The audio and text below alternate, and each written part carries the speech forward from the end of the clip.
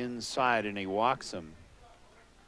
And you can see a lot of the fruit of that with the parents provide for their kids so that they get to get this off-season training.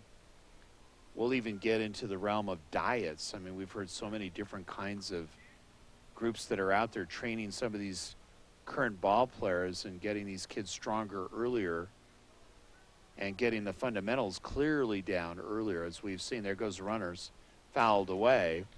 Big jump. But nonetheless, good idea by Pierce James. I mean, he had a huge jump. If he hadn't swung, he would have had that stolen. Runners at first and second. There's one out. We're in the fourth inning. Good to have you along. We're going 7. Popped up. Catcher will not have a play on that. Count goes to 0-2. Much needed out here for Sterling. You don't want to allow any more runs. Infield too good and outfield too good for the Grizzlies. And pitching so far, Hernandez has done he's been very effective. That's hit sharply. That's going to be tough. That gets over, not able to make the play as the center fielder. 1 run will score. So some sharp hitting, got the pitch up, paying the price is the Tigers. So we're seeing Sterling starting to really flex that muscle. And now it's an 8-2 ball game with a 6-run lead. The danger here is you don't want to let it pad up too high. They could end this one early.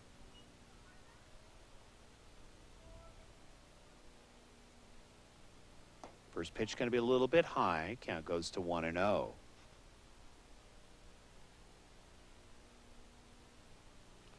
So Parker Steckel has had some very good at-bats today, looking to add some notches on the belt, meaning not only in his personal stats, but also for team runs. There's a snap throw. They're going to get him caught off.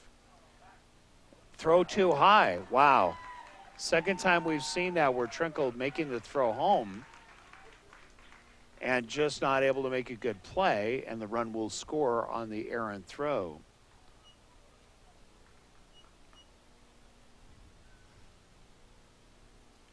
So it's actually Austin Japp now playing third, making the high throw. They had a nice pickoff there. Looked like they were going to get an out.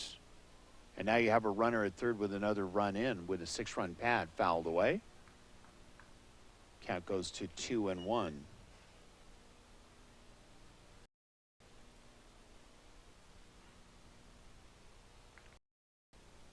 So Steckel, as you know, has a good bat.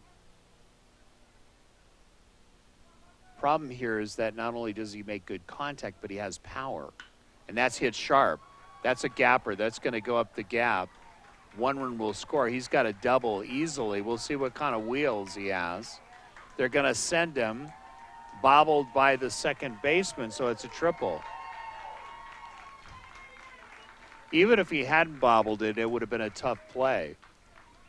Because you could see it was in full gear there. So standing on third with nobody out, and it's now an 8-run pad, 10-2. Going to be Jace Reed stepping to the plate.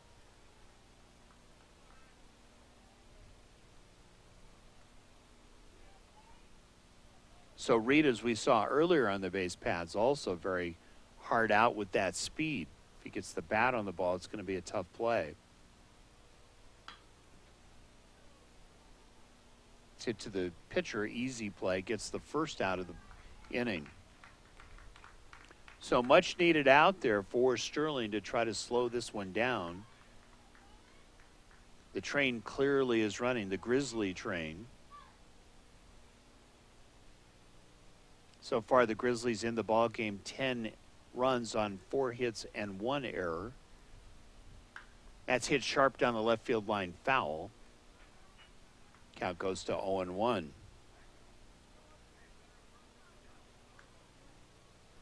So Colin Gilly getting around on that. If he gets it fair, that could be also extra bases. Runner at third. Looked like a curveball.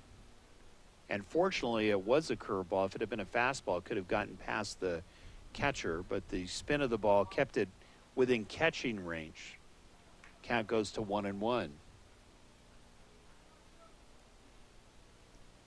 A little bit low, gets past the 5 hole, as they said. There's the snap throw, but it's not in time. So the run scores to some good base running. And it's an 11-2 ball game, and now a 9-run pad.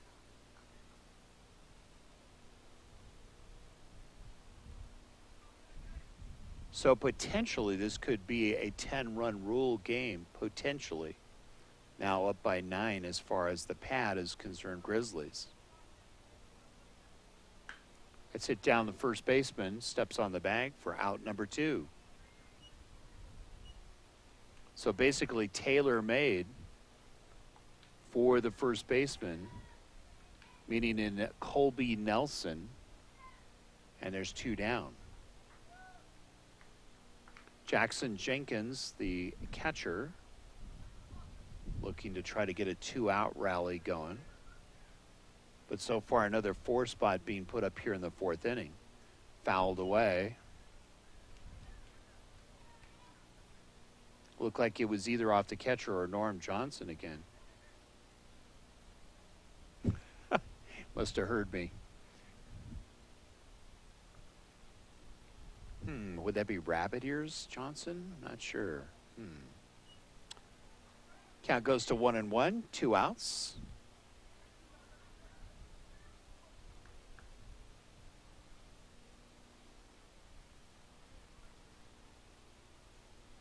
So the Grizzlies doing a good job of taking advantage today of mistakes. Every time there's been a missed throw or a bobble, they've turned it into runs so far in this ball game. So far 5 errors by the Sterling Tigers in game 2. That's hit to the shortstop. Segui, it's a slow roller. He's going to have to hurry. Not in time. Yeah, that ball really died on the grass. And even if it had been a clean throw, would not have gotten him in time. You could see the speed of the runner. So it's the number 1 hitter in Cody Bevins stepping to the plate. Last time fly deep to center field and moved the runner over. So it looks like we're going to have a pinch runner coming into the ball game. And it's going to be Justice Alcala. So you can see the thinking here for Ryan Rose. He wants to get that 10th run. It's pad, in other words. Right now it's an 11-2 ball game.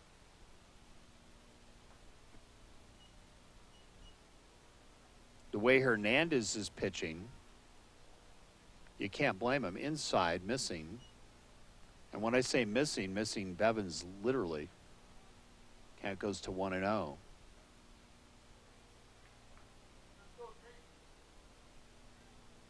So Sterling, you can see clearly has a very good, talented team. There's the throw to second. Will it be in time? It's not in time.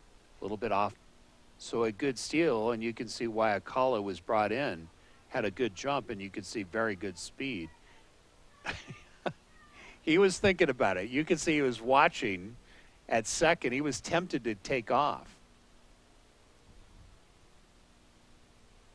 1 ball, 1 strike, 2 outs. Catching the outside corner, Evans, and it's now 1-2.